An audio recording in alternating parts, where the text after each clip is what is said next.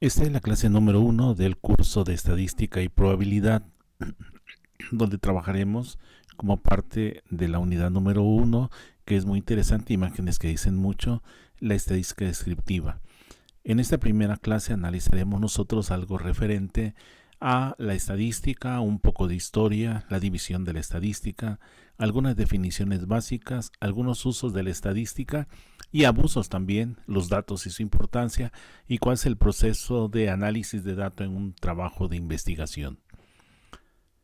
Lo primero que tendríamos que respondernos es qué es la estadística. La estadística se dice que es una ciencia que se encarga de recolectar datos, ordenarlos, representarlos, hacer un análisis o una interpretación de esta información o datos que son generados en una investigación sobre diversos aspectos. Pueden ser hechos, individuos, grupos, y que nos pueda permitir sacar conclusiones precisas o de estimaciones futuras.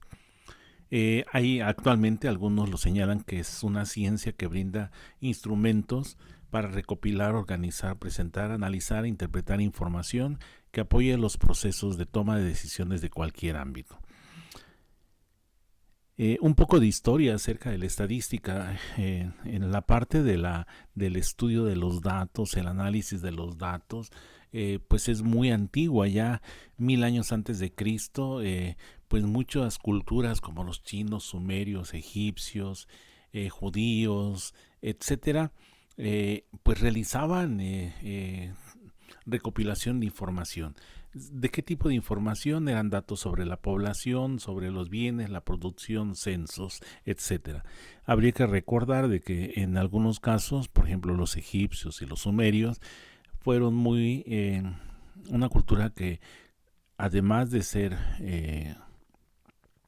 encargados de comerciar objetos, también se dedicaban a la parte de un negocio muy rentable que era la guerra.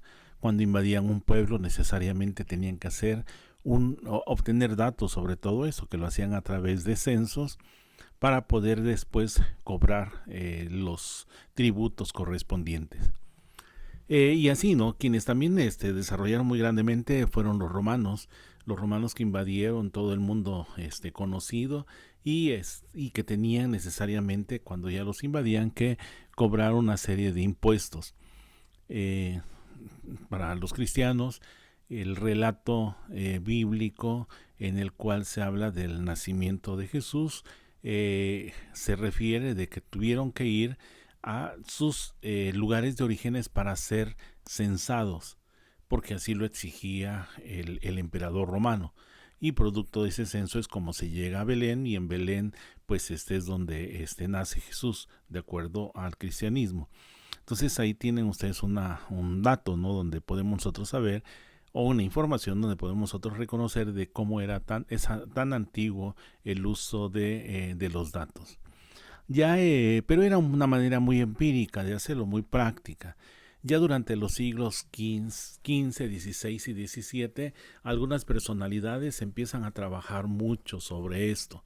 En algunas áreas específicas como Da Vinci, Copérnico, Galileo, Neper, William Harvey, Bacon, René Descartes, que hicieron grandes aportaciones al método científico, donde se tenía que recuperar información y hacer un análisis de esa información.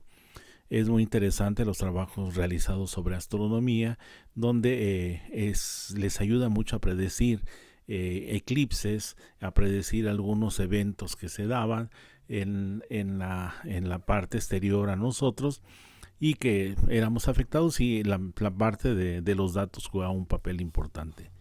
Pero ya el primer dato o la primera información que tenemos nosotros con respecto a cómo se utiliza la estadística con fines ajenos a la política es en 1691, y estuvo a cargo de Neumann, un profesor alemán que vivía en Breslau. En ese tiempo había creencia, bueno, y hasta la fecha hay muchas creencias, y una de ellas decía de que todos los años terminados en 7 eran fatídicos y morían muchos niños en esos años. Él hace una recopilación, un análisis de información de muchos años, y encuentra de que esto no es cierto, y contribuía a que esa creencia que se tenía de que los años 7 morían muchos se deja de lado. En el siglo XVII y XVIII ya hay algunos que desarrollan grandemente, ¿no?, la teoría de probabilidades. Entre ellos está Bernoulli, Máseres, Lagrange y Laplace, que desarrollan la teoría de la probabilidad. En 1760 es cuando ya se acuña la palabra estadística y fue Godofredo Achenwolf, profesor de la Universidad de Gotinga en Alemania, que lo realiza. Y de ahí empieza ya a desarrollarse muy grandemente como una parte de la matemática, la parte de la estadística y la probabilidad. Laplace y Gauss trabajan sobre la teoría de los errores de observación, que eso es algo muy importante en la parte de todos los campos del conocimiento, el trabajo de los errores. Y no es parte del curso, pero pues es importante que nos demos cuenta de ello. También, junto con Lagrange, desarrollan una teoría de los mínimos cuadrados que permiten hacer proyecciones a un cierto tiempo. Por ejemplo, si una población va creciendo, en un año tiene 10, el otro año hay 12, el otro año hay 15, el otro año 20, etcétera. Eso, a través de mínimos cuadrados, se puede ajustar a una recta de crecimiento que nos puede permitir predecir cuál es el futuro de algo, de algún evento. En el siglo XX y siglo XXI, lo que llevamos, ha habido muchísimo desarrollo de la parte de la estadística y la probabilidad. Por ejemplo, en química, la química cuántica, la física cuántica, desarrollan toda una teoría de probabilidades en relación a cosas que no son visibles, pero que pueden ser predecibles a través de la estadística y de la probabilidad. Cuando hablamos acerca nosotros de la forma o la probabilidad de que pueda encontrarse un determinado electrón, hablamos nosotros de nubes de densidad probabilística. Y esto permite pues poder tener resultados. En el siglo XXI, ahorita en lo que estamos viviendo, la parte de las vacunas y todo lo que está en derredor de ella, pues es y la parte también de virus, ¿no? Está influenciada notablemente o participa notablemente la parte de la estadística. La estadística también podemos nosotros entenderla, no va a haber una división entre dos partes importantes dentro de ella. Una que va a ser la estadística descriptiva, que habla de analizar cosas que están ahí presentes, sin modificar nada o sin predecir nada, simplemente describir, como su nombre lo dice, algo, datos que se encuentran ahí presentes, ¿no? Por ejemplo, ¿no?, ustedes terminan una temporada de fútbol y hacen un estudio acerca de qué cosa fue lo que ocurrió, simplemente analizan los datos sin necesidad de ir más allá. En cambio, la estadística inferencial toma los datos y a partir de los datos trata de hacer proyecciones hacia el futuro. Por ejemplo, un negocio se puede analizar desde esta mirada, ¿no? Hace algunos años, cuando llegó la comercial mexicana aquí a Chilpancingo, pues muchos pensaron de que no iba a tener éxito. Pero después de algunos años se dieron cuenta de que era muy exitosa, y cuando hicieron un estudio de mercado se dieron cuenta de que era un filón de oro que se encontraba ahí. Más de 100 en ese año, no más de 20 años, se tenía que había más de 100,000 personas que visitaban mensualmente la comercial. Esto permitió hacer proyecciones y decir de que podía incrementarse todo ello. Y observamos nosotros que en toda esta parte del corredor empezaron a surgir muchísimos otros negocios. ¿Por qué? Porque la parte del estudio de mercado, basados en una estadística inferencial, les permitió hacer eso. Algunos términos básicos que tenemos o que se utilizan cuando nosotros escuchamos la parte estadística en la parte de cualquier estudio de investigación van a ser población, que va a ser un conjunto, universo o conjunto finito de personas, infinito o finito de personas o objetos que presentan una serie de características comunes. Por ejemplo, todos los estudiantes normalistas de México, esa sería una población. Todas las mujeres de 16 a 25 años sería una población. Pero también sería una población todas las mujeres que viven en México o todos los hombres que viven en México. Entonces la población viene a ser algo que tiene características comunes y que permite hacer un estudio de ello, ¿no? En nuestra escuela puede ser todo una población, la población escolar, donde nosotros tenemos todos los estudiantes inscritos en la escuela normal, son nuestra población. Cuando nosotros, como es muy difícil en ocasiones hacer estudios con la población, se toma una parte de esa población y esa parte de la población representativa de toda, con características que deben de ser tomadas en cuenta para hacerlo, se toma una parte de ello y se le conoce como muestra. Y el muestreo va a ser el procedimiento que se utiliza para poder tomar la muestra. En todo esto, pues se va a llevar a cabo todo un proceso de trabajo, de investigación, y a ese proceso se le conoce como experimentos, que son desde muy sencillos de lanzar una moneda, lanzar unos dados, hasta el poder hacer un diseño experimental, colocando, por ejemplo, diferentes, hacer una división de animales, de lechones, por ejemplo, y a partir de ahí hacer un diseño experimental con 5 grupos y a cada grupo darle un determinado tipo de alimento. Ese es un experimento, ¿sí? Entonces tenemos nosotros ahí, ¿no? Algunos elementos importantes o términos básicos. También hay algunos otros como las variables, que es parte importante que vamos a estar nosotros trabajando cotidianamente. Que pueden ser, una variable es una característica o atributo que puede adquirir distintos valores y pueden ser de dos tipos, variables cualitativas y variables cuantitativas. Lo cualitativo habla acerca de cualidad, un atributo o una categoría que no está expresada en términos numéricos. Aquí lo tengo, por ejemplo, el género, el estado civil, tipo de auto que posee, la religión, ¿qué más? Tipo de computadora que le gusta, qué tipo de conexión tiene, ¿qué más? Lugar de donde proviene, la ciudad de donde vive, en fin, son atributos que no son numéricos. En cambio, lo cuantitativo se refiere a contar, que pueden ser contados. Y es una característica importante, pues expresado de forma numérica, o es expresado más bien de forma numérica. Y hay dos tipos de variables cuantitativas que pueden ser discretas o continuas. Lo discreto es cantidades fijas, por ejemplo, edad. No ponemos nosotros tengo 8.5 años o 20.5 años, ponemos 20, 30, 40, 50, 31, 37, etc. ¿Cuántos hermanos tienes? Es un número. Salario, ¿cuánto ganas? Es un número. Integrantes de una familia es un número. En fin, esas variables discretas.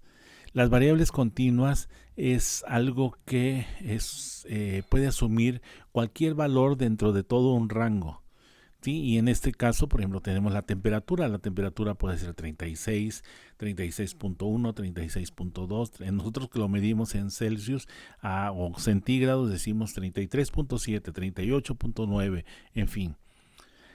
La estatura también, o sea, nosotros medimos y la estatura no está dada en términos fijos, sino que tenemos a 1,65, 1,64, 1,63, 1,62. La cantidad de agua que consume una persona, también la temperatura atmosférica, también, en fin, son variables continuas, como un chorro de agua. Si nosotros abrimos la llave, observamos de que va saliendo mucha agua de la tubería. Esa es la parte continua que va a ser, no la podemos nosotros cuantificar en términos de 1, 2, 3, 4, sino es cantidades que van a estar dentro de todo un rango, pero que no va a ser un punto nada más o una cantidad entera específica, ¿sí? Entonces esas son las variables. Y aquí entra un aspecto importante. ¿Dónde usamos la estadística? Yo creo que no hay ningún campo del conocimiento donde no se tenga que hacer uso de la estadística. Y por eso en los diferentes cursos que me ha tocado trabajar, en diferentes áreas, ¿no? En diferentes lugares, de los cursos que va a estar presente siempre va a ser la estadística y la probabilidad. Y así que es usada en la educación, en la política, en las ciencias, economía, contabilidad, biología, en la vida diaria, en los deportes, en la psicología, etcétera. Cualquier campo donde tenga que decirse algo sobre un fenómeno que está ocurriendo, ahí va a estar presente. Por ejemplo, ahorita de las vacunas se dice a la cantidad de vacunas que se están dando, cuál es la eficacia de las vacunas. Entra la parte de la biología, la epidemiología, la medicina, para poder entender qué cosa está pasando con eso. En la parte política, pues nosotros observamos, ¿no? Las encuestas de opinión generalmente nos dicen, ¿no? Está utilizándose la estadística. Si se está utilizando bien o mal, ahorita lo vamos a ver, ¿no? En la industria, si ustedes quieren comprar una computadora y piensan que la computadora les va a servir para 20 años, pues no es así, porque está diseñada y programada en términos estadísticos, ¿sí? ¿Por qué? Porque a la empresa no les conviene de que una computadora dure 20 años. O sea, pensemos de que la Pentium 1, que salió hace muchos años, sirve todavía, ¿no? Servirá para procesos muy, muy sencillos, pero ya todos los programas que podrían utilizarse con la Pentium 1, pues, actuales, no podrían correr en ese tipo de computadoras, ¿no? Así que tenemos nosotros los usos de la estadística en todos estos ámbitos. Y entra una cosa, ¿no? Una pregunta muy interesante, ¿no? Cuando yo he dado cursos de estadística, siempre me dicen que la estadística miente. Y hay una caricatura ahí que yo coloco y dice que hay 3 tipos de mentiras. Mentiras pequeñas, mentiras grandes y las mentiras estadísticas. ¿Cómo podemos saber de que algo expresado en la forma estadística es correcto? Pues es muy complicado, ¿no? Antier escuchaba o leía una nota donde dice un doctor especialista en todo esto, ¿no? Gatell, que dice que mueren más niños en accidentes de tráfico que por COVID. Ese es un abuso, ¿no? En relación a esto. Pero veamos con los usos adecuados de la estadística que proporciona. Bueno, los usos ilegítimos de la estadística. Comparar datos que no son comparables, derivar conclusiones de datos no representativos, esconder parte de las evidencias, manipular representaciones gráficas, confundir asociaciones con causalidad, derivar conclusiones que no se sostienen con la evidencia disponible, medir cambios a partir de bases inadecuadas y acomodar resultados a la interpretación. Estos son algunos usos ilegítimos de la estadística. Y veamos algunos de ellos, ¿no? Como ejemplo, selección de muestras erróneas. Por ejemplo, las encuestas telefónicas o por internet no representan a toda la población. Representan, por ejemplo, si es telefónica, si es teléfono fijo, solamente las personas que tienen teléfono fijo. Pero hay muchas personas que ya no lo hacen. O si lo hacen por un celular también. Tendrían ese gran problema, ¿no? ¿Por qué? Porque no son todas las personas. El del internet también, no toda la gente usa internet y depende en qué diríamos en qué programa o qué aplicaciones se están utilizando para poder entrar ahí y pensar de que hay una encuesta. No es lo mismo una encuesta en Facebook que una encuesta en Twitter o que una encuesta que pudiera realizarse en una página web, etcétera, ¿no? Es completamente distinto. Entonces la selección de muestras erróneas, que las muestras pequeñas, imagina que quieres saber la opinión de tu clase, de cómo te comportas, y solamente le preguntas a tus amigos, la muestra va a ser muy muy pequeña, no va a ser significativa, y los datos que van a arrojarse van a ser exactamente los mismos. Es igual, ¿no? Si les preguntan a la gente de un partido político qué opinan de su partido, de un candidato que están ellos proponiendo, pues la encuesta va a ser muy favorable hacia ellos y ese va a ser un error grande. Las gráficas es otro gran problema, ¿no? Muchos utilizan gráficas para todo. Yo les voy a proporcionar las gráficas con relación a la encuesta que hice y van a notar ustedes, ¿no? O sea, las gráficas no nos dicen nada, más cuando se abusa y se abunda sobre los tipos de gráficas como son los de barra y circulares, que pueden utilizarse para modificar ciertos rasgos, pero que no son representativos. nos quitan mucha información, no representan toda, solamente nos dan una impresión y a veces es engañosa. Preguntas orientadas. En ocasiones las preguntas están redactadas para generar una cierta respuesta en el entrevistado. Por ejemplo, aquí tengo yo 2 ejemplos. Bueno, un ejemplo con 2 preguntas que es de actualidad. ¿Estás de acuerdo con el regreso a clases presenciales? Si la pregunta es así, pues solamente hay 2 respuestas posibles, sí y no, pero no dice nada acerca del contexto. Pero en cambio, si hubieran hecho la pregunta así, si el gobierno se compromete a mejorar la infraestructura, dotar de insumos, de limpiar y desinfectar la escuela, dotar de agua potable, mejorar la ventilación y mobiliario de las aulas y dotar de servicio de internet de alta velocidad, ¿estaría dispuesto a enviar a sus hijos a clases presenciales? Veamos, ¿no? Son 2 preguntas, pero son diferentes, ¿no? Diferentes en el sentido de que las respuestas van a ser distintas porque tiene un contexto en el cual se están ubicando. Correlación y causa es otra de los grandes errores. Muchos más hay todavía, ¿no? En muchas ocasiones e investigaciones se busca estudiar la relación entre 2 variables, pero algunos tratan de hacer parecer que una de ellas es la causa de la otra, ¿no? Por ejemplo, dice hace unos días un estudio en una revista de medicina decía que los países que consumen más chocolate tienen más premios Nobel. Entonces podríamos concluir que el chocolate hace más inteligente a las personas. Bueno, pues esto no podría ser así, ¿no? O sea, no es un condicionante para decir si se cumple A, entonces se va a llegar a B, ¿sí? No es así. Así que ahí tenemos 2, ¿no? Yo conocí a una chica que siempre traía una piedra y decía que esa piedrita que se había encontrado en el mar le daba suerte y que cuando ella llevaba la piedrita generalmente tenía buenas notas en algún examen. Y cuando se le olvidaba la piedrita y tenía el examen, pues se angustiaba y generalmente decía que la nota mala que obtenía había sido porque no tenía la piedrita. ¿Qué tendría que decir? Que todos tenían que llevar una piedrita encontrada en el mar para poder tener buenas notas. Esto no es así. Son creencias nada más. Bien, y aquí viene la parte, ¿no? En todo esto que hemos estado hablando, lo que se obtiene al final son datos. Los datos es lo que se da.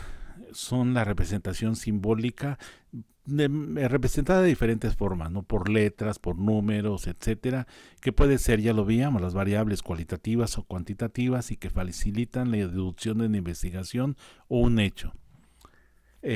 No dicen nada los datos, solamente es información que se recopila. El investigador tiene que hacer uso de todos esos datos. Pero para esto yo les invitaría, ¿no? ¿Cómo se usan los datos? Porque también hay una manera muy inadecuada de utilizar los datos. Hace unos años estuve un curso en el TEC de Monterrey y nos decían ahí de que pues era extremadamente interesante lo que les sucedía cuando ellos mandaban, por ejemplo, un mensaje de un aeropuerto y decían, estoy en el aeropuerto de Monterrey. Y mandaban ese mensaje o lo subían en su Facebook o a alguna red. Al poco rato empezaban a decir, dice, estoy en el aeropuerto de Monterrey y voy hacia Cancún. Al poco rato ya le salía información o mensajes relacionados con Cancún.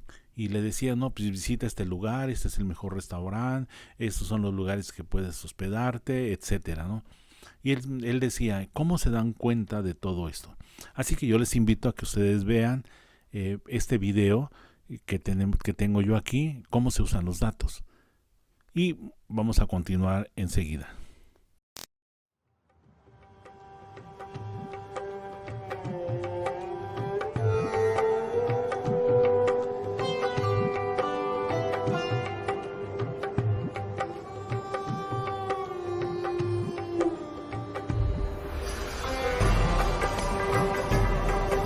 Dag Sien.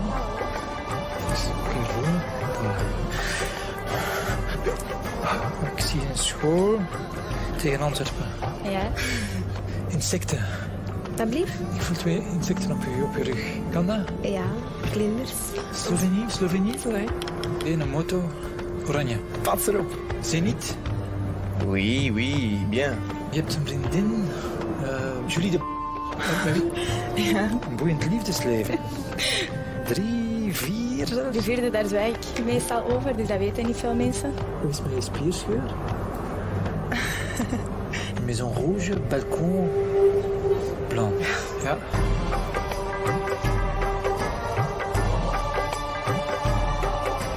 Ik zie geld, ik zie transacties. Maar je kent je rekeningnummer van buiten?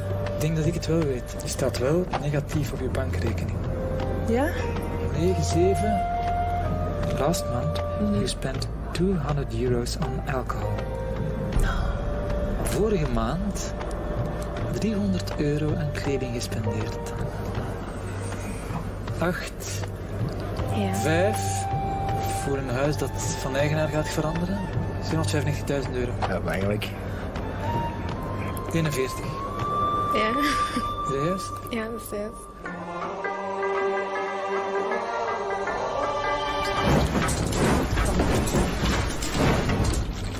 Oh my god. Oh nee. Ah, dat is, ik weet niet hoe eng.